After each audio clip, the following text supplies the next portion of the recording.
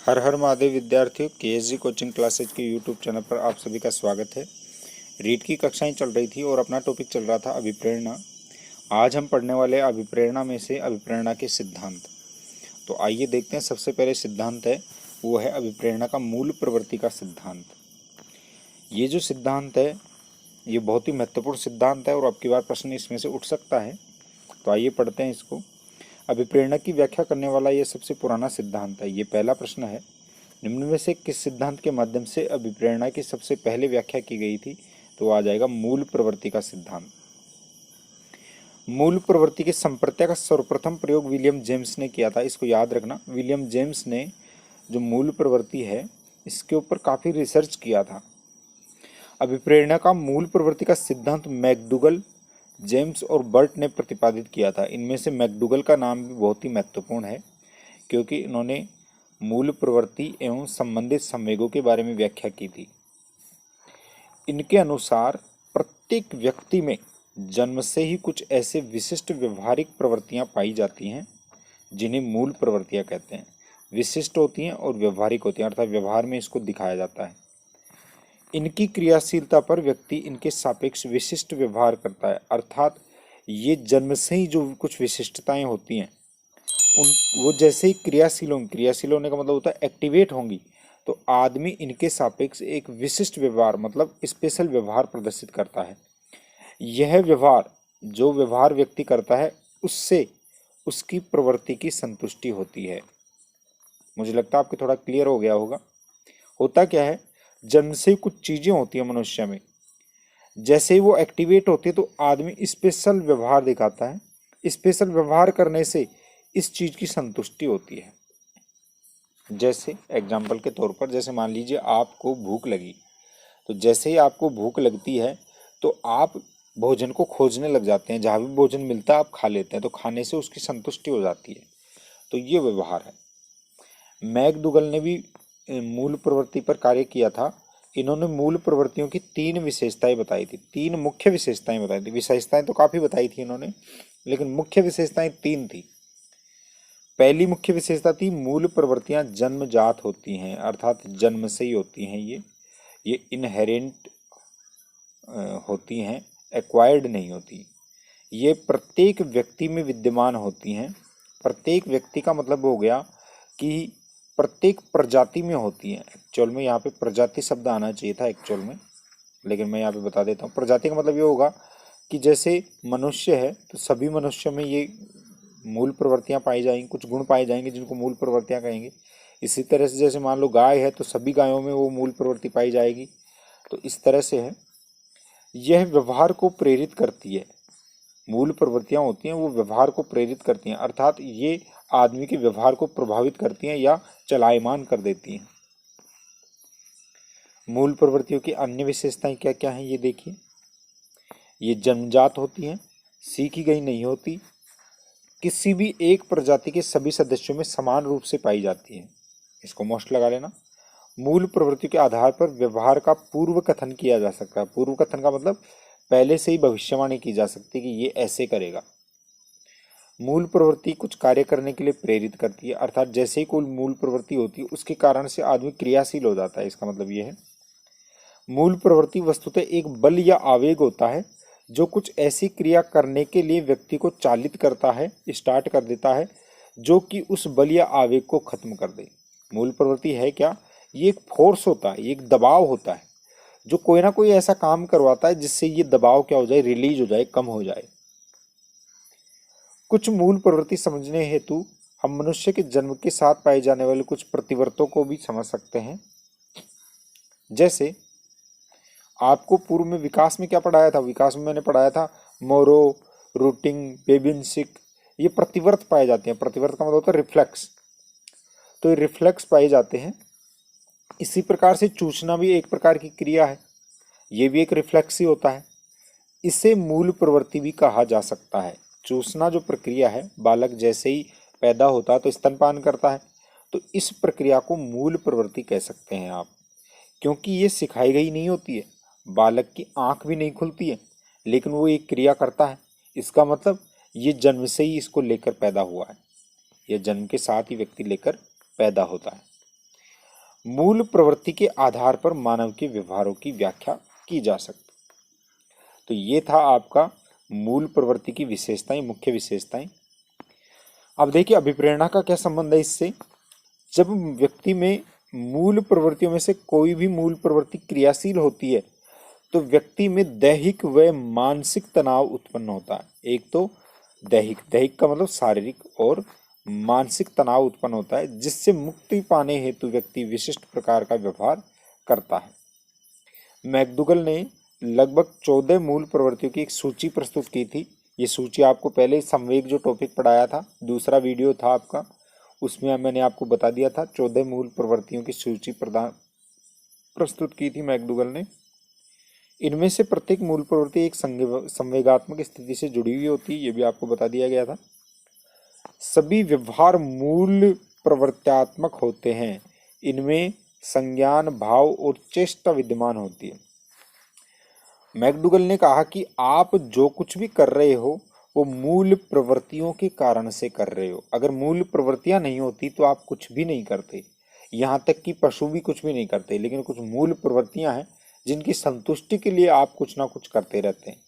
लेकिन जो मनुष्य है, मनुष्य की मूल प्रवृत्तियों में एक तो संज्ञान, कॉग्निशन, भाव, फीलिंग्स, और चेष्टा मतलब कुछ प्राप्त करने की इच्छा शक्ति, विल पावर होती है। ये तीन चीज विद्यमान रहती हैं। मैकडूगल ने जितनी भी मूल प्रवृत्तियां बताई हैं उनमें से उन्होंने भय का सबसे प्रमुख स्थान दिया है। डर को प्रमुख स्थान दिया है। मनुष्य के लिए जो डर है वो एक मुख्य मूल प्रवृत्ति होती है। 1924 तक 14,000 मूल प्रवृत्तियों के बारे में पता चला था। इसके कारण से इसकी क्या की गई थी, आलोचना भी की गई थी। लेकिन फिर भी इस सिद्धांत की बहुत आलोचना भी हुई है, लेकिन आज भी यह अभिप्रेरणा की व्याख्या हेतु काम में लिया जाता है। कोई भी व्यक्ति क्यों करता है, जैसे आपने देखा होगा कि साहब इस व्यक्ति ने चोरी कर ली तो आप उसको कैसे सेटिस्फाई करेंगे। सामाजिक रूप से उसकी भत्सना की जाएगी, उसकी बुराई की जाएगी। लेकिन यदि वह सच्चे रूप से देखा जाए तो वह चोरी क्यों करता है, क्योंकि उसको कुछ ना कुछ उसकी मूल प्रवृत्तियां, जैसे कि भूख लगती है, पापी पेट के लिए उसको करना पड़ता है चोरी। जब कुछ भी उसके पास रोजगार नहीं है तो वो चोरी करेगा। तो इसलिए कुछ अभिप्रेरणा की व्याख्या करने हेतु इस सिद्धांत को आज भी काम में लेते हैं। दूसरा सिद्धांत आता है, इसको वेरी वेरी मोस्ट लगा लेना। अब की बार या तो पहला प्रश्न आएगा मूल प्रवृत्तियों से, या फिर दूसरा नंबर आता है इस सिद्धांत से, अब्राहम मैस्लो का आवश्यकता पदानुक्रम का सिद्धांत। ये बहुत ही इंपॉर्टेंट सिद्धांत है और बहुत ही दिलचस्प भी है। आप जब इसको पढ़ेंगे तो आपको बहुत आनंद आएगा। तो अब्राहम मैस्लो था, उन्होंने आवश्यकता पदानुक्रम का सिद्धांत दिया था। आइए देखते हैं क्या है।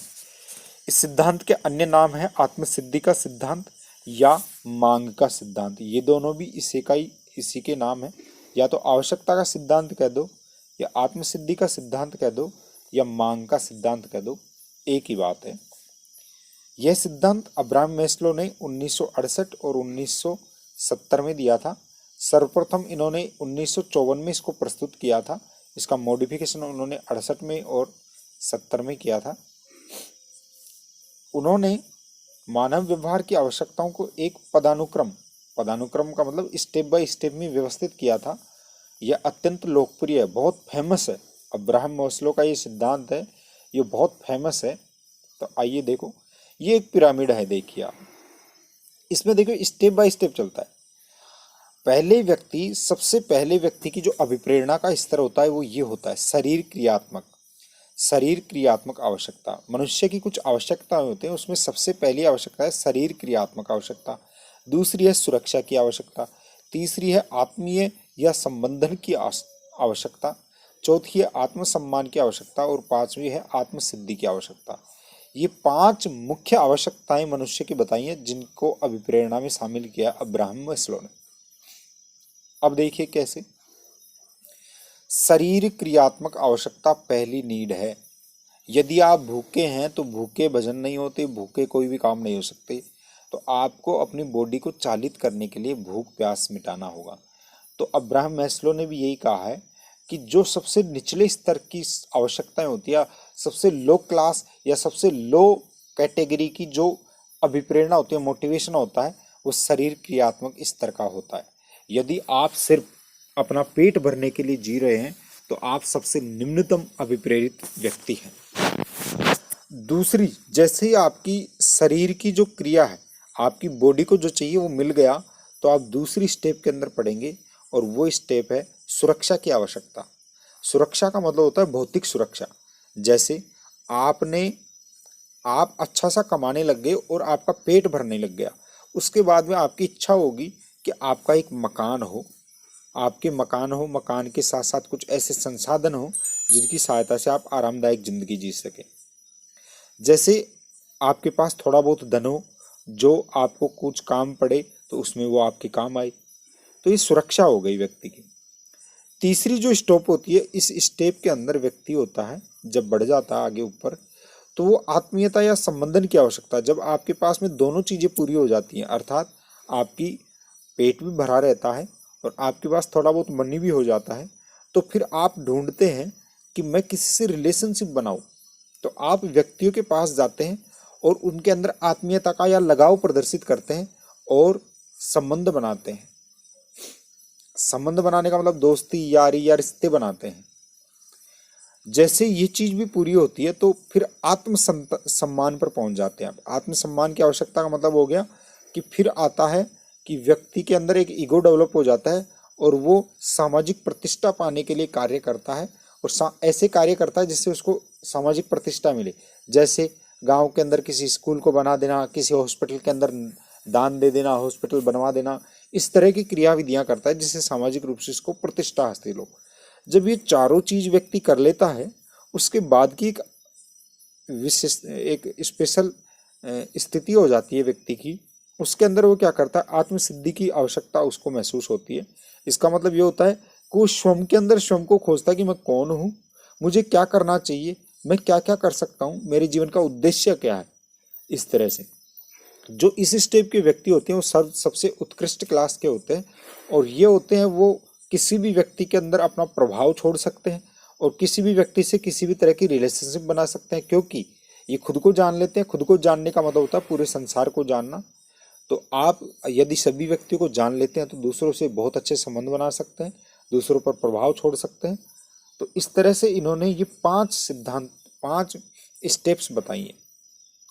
ये जो प्रारंभिक 3 जो विशेषताएं हैं, प्रारंभिक 2 जो स्टेजेज हैं, आवश्यकताएं हैं, ये निम्न स्तर की आवश्यकताएं हैं और ऊपर की जो 3 हैं ये उच्च स्तर की आवश्यकताएं होती हैं। ये निम्न स्तर की आवश्यकता और ये उच्च स्तर की आवश्यकता। अब देखिए, इनको एक एक चीज को मैंने यहाँ पे ब्रीफ में लिख दिया है। मैस्लो का मॉडल एक पिरामिड के रूप में समझा जा सकता है, जिसके अनुक्रम में सबसे निचले स्तर पर जैविक आवश्यकताएं हैं जो जीवन को निर्वाह करने के लिए आवश्यक है, जैसे भूख, प्यास, नींद, काम इत्यादि। ये सारी की सारी जैविक आवश्यकताएं होती हैं। इन आवश्यकताओं की पूर्ति होने के बाद में व्यक्ति खतरे से बचने हेतु सुरक्षा की आवश्यकता महसूस करता है। इसका तात्पर्य, सुरक्षा क्या होती है? इसका तात्पर्य भौतिक, घर, व्यवसाय, संसाधन एवं मनोवैज्ञानिक प्रकार के खतरों से है। जैसे मेरे कोई धोखा दे गया तो क्या करूंगा, तो कुछ मनी रख लो आप, जिससे कोई धोखा भी दे जाए तो अपने पास धन है। तो इस तरह से भौतिक और मनोवैज्ञानिक प्रकार के जो खतरे आते हैं उनसे बचने के लिए सुरक्षा करता है।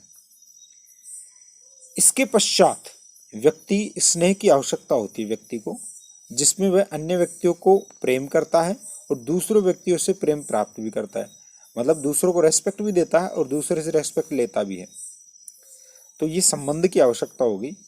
इस आवश्यकताओं को पूरा करने के पश्चात व्यक्ति आत्मसम्मान की आवश्यकता की पूर्ति करता है, जिसमें व्यक्ति समाज में दूसरों से सम्मान प्राप्त करने की ओर अग्रसर होता है और उसके सभी क्रियाकलाप उसी दिशा में होते हैं। ओनली वो उसी के लिए करता है कि बस इज्जत बढ़ जाए मेरी। आपने देखा भी होगा, वह चाहे सूखी खा ले लेकिन खाए इज्जत की। तो उसका तात्पर्य यही है कि वो व्यक्ति कहता है कि आत्मसम्मान होना चाहिए व्यक्ति को समाज के अंदर, तो उसके सारे के सारे क्रियाकलाप उसी दिशा में काम करेंगे। पदानुक्रम का सबसे ऊपरी अवस्था को आत्मसिद्धि की आवश्यकता आती है। इसमें व्यक्ति अपने सर्व संभावित और स्वयं का पूर्ण रूप से विकसित करने हेतु अभिप्रेरित रहता है। इस स्टेप के अंदर व्यक्ति खुद को पूरी तरह से विकसित करना चाहता है कि मैं कुछ भी कर सकता हूँ और मुझे वास्तव में संसार में कुछ नया करके जाना चाहिए। आत्मसिद्ध व्यक्ति स्वतः जागरूक, समाज के प्रति अनुक्रियाशील, सृजनात्मक और नवीनता तथा चुनौतियों से मुक्त होता है। वो स्वयं के अंदर ही सेल्फ मोटिवेटेड रहता है व्यक्ति। ऐसे व्यक्ति हास्य भाव से परिपूर्ण होते हैं। इनमें सेंस ऑफ ह्यूमर होता है। हास्य भाव का मतलब क्या हुआ? Sense of humour. ये सेंस ऑफ ह्यूमर से परिपूर्ण तथा गहरे अंतर्व्यक्तिक संबंध बनाने में सक्षम होते हैं। इंटरपर्सनल रिलेशनशिप कहते हैं इनको, कि किसी भी व्यक्ति के साथ संबंध बना सकते हैं, ये कोई भी डीलिंग कर सकते हैं, इनमें ये महारत हासिल हो जाती है। मैस्लो ने यह कहा है कि जब तक व्यक्ति निचले स्तरों की आवश्यकताओं की पूर्ति नहीं होती है तब तक व्यक्ति ऊपर की आवश्यकताओं की ओर अग्रसर नहीं होता है। कि भाई जब तक पेट नहीं भरेगा तो वह आत्मसिद्धि की तरफ नहीं जाएगा, क्योंकि वो बेसिक नीड है। व्यक्ति को पहले अपनी शारीरिक आवश्यकताएं पूरी करनी पड़ेंगी, उसके पश्चात ही वह अन्य आवश्यकताओं की ओर बढ़ेगा। यह सिद्धांत हमें यह बताता है कि क्यों गरीब व्यक्ति ऊपर की ओर नहीं उठ पाते हैं। ये कहते हैं ना कि भाई इतने साल हो गए आरक्षण देते हुए, ये आरक्षण का फायदा मिला क्या? तो वो व्यक्ति हैं वो केवल और केवल अपनी शारीरिक आवश्यकताएं पूरी करने में ही जुटे हुए हैं, वो आगे इसलिए नहीं बढ़ पाए। 1959 में मैस्लो ने 3 और आवश्यकताओं को बताया था जो निम्न है। ये 3 स्पेशल आवश्यकताएं उन्होंने बताई थी। उत्तेजना, एक्साइटेशन के कारण भी व्यक्ति क्या करता है, एक्साइटेशन की भी एक आवश्यकता होती है जिसके कारण भी व्यक्ति क्या होता है, मोटिवेटेड रहता है, जैसे उकसा दिया गया। एकीकरण या समग्र आवश्यकता, व्यक्ति अपने आप को इंटीग्रेटेड करना चाहता है या खुद को संग्रहित करना चाहता है या खुद को बैलेंस करना चाहता है, इसको समग्रता की आवश्यकता कहते हैं। आध्यात्मिक आवश्यकता का मतलब होता है व्यक्ति होता है वो अपना और परलोक अर्थात भगवान के बीच का रिश्ता कायम करना चाहता है, इसकी भी आवश्यकता व्यक्ति को होती है और व्यक्ति इसकी आवश्यकता की पूर्ति करने में भी लगा हुआ रहता है। अब्राहम मैस्लो ने एक पुस्तक भी लिखी थी जिसका नाम अभिप्रेरणा व व्यक्तित्व है। अब्राहम मैस्लो ने अपने सिद्धांत में आत्म अनुभूति को सबसे महत्वपूर्ण अभिप्रेरक बताया। आत्म अनुभूति का मतलब होता है सेल्फ की जो फीलिंग होती है उसको। इसी आत्म अनुभूति के आधार पर ही उन्होंने आवश्यकता पदानुक्रम का सिद्धांत दिया था। ये जो सिद्धांत है बहुत महत्वपूर्ण है और ये बहुत इंटरेस्टिंग भी है। पिरामिड के आकार में होता है, स्टेप बाय स्टेप बढ़ता है व्यक्ति, एक एक चीज को पूरी करता जाता है और जीवन में आगे बढ़ जाता है। कुछ व्यक्ति 1-2 स्टेप पूरी करते हैं जीवन और उनका समाप्त हो जाता है, कुछ व्यक्ति पूरी पार कर जाते हैं। अब तीसरा सिद्धांत जो आता है आज की कक्षा में वो आता है मर्रे का आवश्यकता सिद्धांत। ये अब्राहम मैस्लो का सिद्धांत से थोड़ा सा अलग है, इसको मुरे कहते हैं, इसका एक्चुअल स्पेलिंग ये है मुरे। मरे का आवश्यकता सिद्धांत, यह सिद्धांत हेनरी मरे ने 1938 में प्रतिपादित किया था। मरे के अनुसार आवश्यकता ऐसी परिकल्पित शक्ति होती है जो मानसिक स्तर पर व्यक्ति को प्रत्यक्षण, संवेदना, बुद्धि आदि से संगठित कर उसके व्यवहार को नियंत्रित करती है। देखो आवश्यकता क्या है, आवश्यकता को हेनरी ने एक हाइपोथेटिकल पावर बताया है।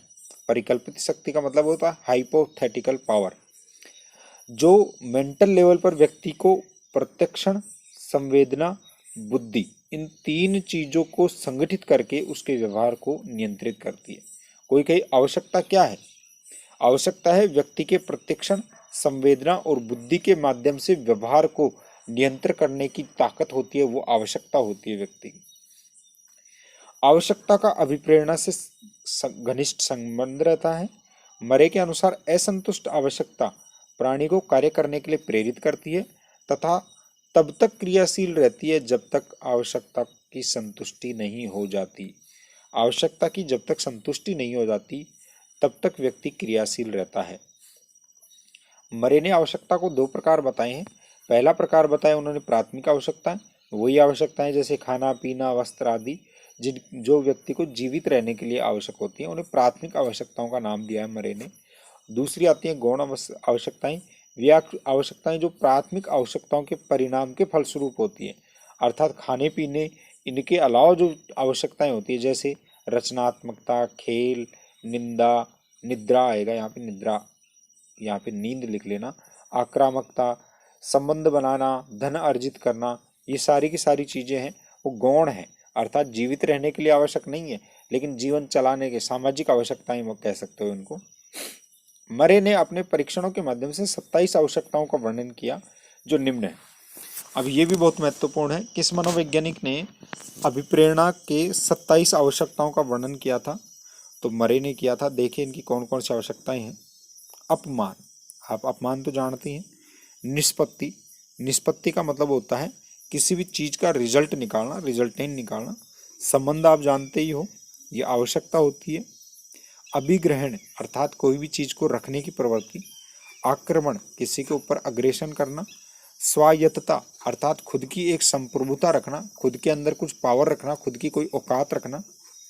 निर्माण, निर्माण की भी आवश्यकता होती है, कोई भी नई चीज बनाना। संज्ञान, संज्ञान को आप जानते हैं कॉग्निशन होता है। विपरीत क्रिया, विपरीत क्रिया का मतलब होता है किसी भी कार्य के फलस्वरूप उससे जस्ट विपरीत कार्य करना, उसे विपरीत क्रिया कहते हैं।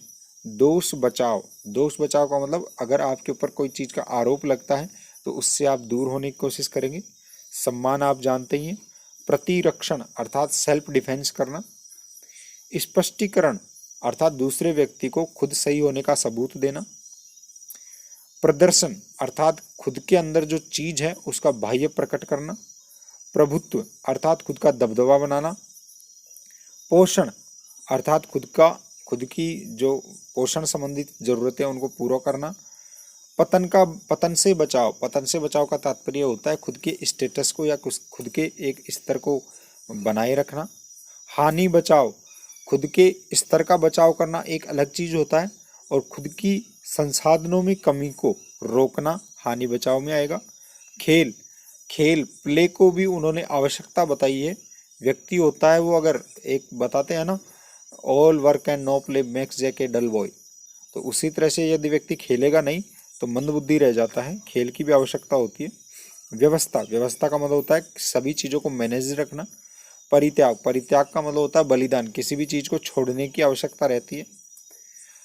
ये चीज हमेशा रहती है व्यक्ति के अंदर, कोई ना कोई चीज वो छोड़ना चाहता है लेकिन छोड़ नहीं पाता, लेकिन इसकी अभिप्रेरणा रहती है व्यक्ति को। धारण, धारण करने वाला हो तो रिटेंशन, खुद के अंदर कोई चीज को लेना। परित्याग और धारण करना दोनों एक दूसरे के विपरीत है। परित्याग का मतलब तो कोई चीज छोड़ना, धारण का मतलब कोई चीज स्वीकार करना और खुद के अंदर अप्लाई करना। बहुत सी ऐसी चीजें हैं जो आप अपने अंदर लाना चाहते हैं, जैसे कोई सोकर पढ़ता है तो वो सोचता है कि मैं बैठकर पढ़ूं, ऐसी उसके अंदर धारण करने की अभिवृत्ति या अभिप्रेरणा रहती है। समझ को आप जानते ही हैं, किसी भी चीज के बारे में जानकारी रखना। काम आप जानते हैं सेक्स को कहते हैं। संवेदनशीलता सेंसेशन को कहते हैं। संवेदनशीलता का तात्पर्य है किसी भी भौतिक घटना को देखकर उसके बारे में अपने दिल के अंदर जो भाव आते हैं उसे संवेदनशीलता कहते हैं। उच्चता, उच्चता का मतलब होता है अपने लेवल को ऊपर रखना हमेशा। परिश्रम, परिश्रम भी एक प्रकार की आवश्यकता होती है। व्यक्ति होता है वो परिश्रम, जैसे आपने देखा होगा वृद्ध व्यक्ति होते हैं वो बहुत परिश्रमशील हो जाते हैं। बाकी आप आलसी हो, अब देख लो यहाँ पे आलसी कोई भी नहीं है, आलसी नाम की कोई अभिप्रेरणा है ही नहीं। तो उन्होंने 27 आवश्यकताएं बताई हैं जो आपको बता दिया है मैंने। अब आता है अभिप्रेरणा का द्वितत्व सिद्धांत। ये भी बहुत महत्वपूर्ण सिद्धांत है, एक बार प्रश्न भी आ चुका है फर्स्ट ग्रेड में, इसमें से दोबारा से आता है। इसे कार्य प्रेरणा का सिद्धांत या अभिप्रेरणा का स्वास्थ्य विचारधारा सिद्धांत कहते हैं। इसको मोस्ट लगा लेना। स्वास्थ्य विचारधारा का अभिप्रेरणा का सिद्धांत कौन सा है, या अभिप्रेरणा का द्वितत्व सिद्धांत कौन सा है? इसके प्रतिपादक कौन थे? फ्रेडरिक हर्जबर्ग, इसको भी मोस्ट लगा लेना। द्वितत्व सिद्धांत के प्रतिपादक कौन थे? हर्जबर्ग थे। इनके अनुसार मानवीय आवश्यकताओं को दो समूहों में विभाजित किया जा सकता है जो एक दूसरे से संबंधित होने के साथ साथ मानवीय व्यवहार को अलग अलग तरीके से प्रभावित करती हैं। कौन कौन सी आवश्यकताएं हैं? आवश्यकता के प्रथम समूह को उन्होंने स्वस्थ घटकों को तथा दूसरे समूह को उन्होंने अभिप्रेरक तत्वों की संज्ञा दी। एक तो मानव का व्यवहार होता है वो दो तरीके से होता है, दो समूह से विभाजित होता है। पहला है स्वास्थ्य घटक, दूसरे हैं अभिप्रेरक घटक। अब परीक्षा में जो प्रश्न आएगा वो यहीं से आएगा। निम्नलिखित में से कौन सा तत्व स्वास्थ्य घटकों में आता है? निम्न में से कौन सा तत्व अभिप्रेरक तत्वों में से आता है? तो देखिए, स्वास्थ्य घटक होते हैं, उनका दूसरा नाम कार्य संदर्भ घटक भी कह सकता है वो परीक्षा के अंदर। तो ये जो कार्य संदर्भ घटक होते हैं इन्हें बाह्य घटक भी कहा जाता है, स्वास्थ्य घटक भी कहा जाता है, कार्य संदर्भ घटक भी कहा जाता है। तीनों का एक ही मतलब है। ये वे घटक है जिनकी उपस्थिति कर्मचारी को अभिप्रेरित नहीं करती, बल्कि उनकी अनुपस्थिति असंतुष्टि को उत्पन्न कर देती है। यहाँ पे देखिए, अब मैं एक चीज और क्लियर कर देता हूँ। हर्जबर्ग ने ये जो सिद्धांत था वो सिद्धांत सबसे पहले कंपनी के लिए दिया था, लेकिन कंपनी का ये जो सिद्धांत है वो अपने शिक्षा मनोविज्ञान में भी बहुत ही फेमस हो गया। तो इसलिए इसको अपन यहाँ पर कर्मचारी और इस तरह के शब्द आएंगे इस सिद्धांत के अंदर, लेकिन यहाँ पर कर्मचारी को आप छात्र समझ लेना, और अगर कंपनी शब्द आए तो उसको विद्यालय समझ लेना। अब देखिए, ये वे घटक हैं जिनकी उपस्थिति कर्मचारी को अभिप्रेरित तो नहीं करती, बल्कि इनकी अनुपस्थिति असंतुष्टि उत्पन्न कर देती है। ये हो तो अभिप्रेरणा तो उत्पन्न नहीं होती व्यक्ति के अंदर, लेकिन ये न हो तो असंतुष्ट जरूर उत्पन्न हो जाते हैं। जैसे मान लीजिए कोई बालक है, उसकी स्कूल के अंदर खेल का छोटा सा मैदान है, बड़ा मैदान नहीं है, तो ये खेल का मैदान उसके अधिगम को तो ज़्यादा प्रभावित नहीं करेगा, उसके अंदर अभिप्रेरणा तो उत्पन्न नहीं करेगा, लेकिन ये जब नहीं रहेगा, ये छोटा है, इसके कारण उसके अंदर असंतुष्टि का भाव आएगा कि भाई उस स्कूल के अंदर तो बड़ा है, मेरी में तो है ही नहीं, तो असंतुष्ट रहेगा। अब ये जैसे इसमें से देखिए, उदाहरण देखिए, पर्यवेक्षण। पर्यवेक्षण का मतलब होता है सुपरविजन। किसी भी चीज का सुपरविजन होना चाहिए, अर्थात समय समय, जैसे कुछ बच्चे उदंडी होते हैं, कुछ पढ़ने वाले होते हैं। यदि पढ़ने वालों को ये नहीं बताया जाएगा कि पढ़ने वाले सही है, आपके अंदर ऐसी सुपरविजन नहीं है स्कूल के अंदर, तो वो असंतुष्ट कर देगी पढ़ने वाले स्टूडेंट्स को, और वो भी उनकी परफॉर्मेंस भी कम हो जाएगी। दूसरी है कंपनी की नीति एवं प्रशासन। यहाँ पर आप लिख सकते हैं विद्यालय की नीति एवं प्रशासन। कार्य दशाएं। कार्य दशा का मतलब वर्क प्लेस, किस सिचुएशन के अंदर पढ़ाया जाएगा, किस सिचुएशन के अंदर पढ़ाई हो रही है। अंतर्व्यक्तिक संबंध, अर्थात बालक किसी दूसरे बालक के साथ किस तरह से संबंध है, कक्षा के अंदर किस तरह का आचरण हो रहा है, ये सब चीजें अंतर्व्यक्तिक संबंध में आ जाएगी। पद या स्थिति, किसी व्यक्ति का किस कंपनी में कौन सी स्थिति है, इसी तरह से किसी क्लास में किसी बालक की, छात्र की किस तरह की स्थिति है। वेतन, वेतन को एक तरह से प्रोत्साहन बोलते हैं। कार्य की सुरक्षा, अर्थात फेल या पास होने का डर होता है। अभिप्रेरकीय घटक या कार्य विषय वस्तु घटक, इसको कार्य विषय वस्तु घटक या फिर आंतरिक घटक भी कहते हैं। द्वितत्व सिद्धांत के आंतरिक घटक कौन से हैं? ये वे तत्व हैं जो व्यक्ति को अधिक अच्छा कार्य करने के लिए उत्साहित करते हैं। इसे बाह्य अभिप्रेरणा के तत्व भी कहेंगे, जैसे उपलब्धि, मान्यता, उत्तरदायित्व, कार्य, प्रगति, विकास। जैसे कोई बालक है, उपलब्धि, उपलब्धि जैसे फर्स्ट डिवीजन आ गया। मान्यता, मान्यता का मतलब अगर कोई फर्स्ट डिवीजन आ गया तो उसकी वास्तव में उसको कहा जाए कि हाँ तूने सही काम किया है। उत्तरदायित्व, उत्तरदायित्व का मतलब होता है व्यक्ति के अंदर रेस्पॉन्सिबिलिटी, अर्थात किसी व्यक्ति, जैसे मान लो कोई फर्स्ट डिवीजन आ गया तो उसकी रेस्पॉन्सिबिलिटी ये है कि तू तो सिंसियर है। कार्य, कार्य का मतलब काम करना, किस तरह का कार्य है, ये आंतरिक तत्व होता है और आंतरिक रूप से व्यक्ति को अभिप्रेरित करता है। प्रगति, प्रगति मतलब होता है प्रमोशन देना, आज फर्स्ट कक्षा में, दूसरी सेकंड कक्षा में जाएंगे। विकास, विकास का मतलब होता है डेवलपमेंट, अर्थात व्यक्ति की जो मूलभूत जो ढांचा है उसके अंदर डेवलपमेंट करना। तो ये द्वितत्व सिद्धांत था, बहुत ही महत्वपूर्ण है। आज आपने बहुत अच्छे अच्छे सिद्धांत पढ़े हैं। ये सारे के सारे सिद्धांत आपकी रीट के कक्षा के लिए बहुत इंपॉर्टेंट हैं।